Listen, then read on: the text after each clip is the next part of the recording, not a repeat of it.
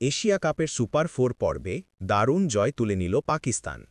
শ্রীলঙ্কার বিপক্ষে 5 উইকেটের জয়ে বাবর আজমের দল ফাইনালের লড়াইয়ে নিজেদের অবস্থান মজবুত করেছে।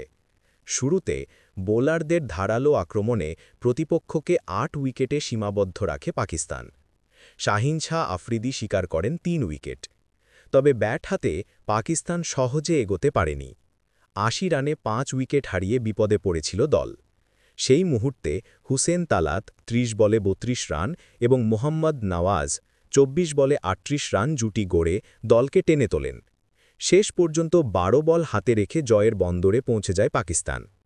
এই জয়ের ফলে ফাইনালের পথে অনেকটাই এগিয়ে গেল পাকিস্তান। তবে সমীকরণ এখনও খোলা।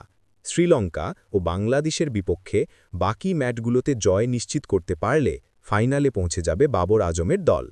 অন্যদিকে ভারত তাদের জয়ের ধারাবাহিকতা বজায় রাখলে ফাইনালে ভারত-পাকিস্তান মহারণের সম্ভাবনাও রয়ে গেছে।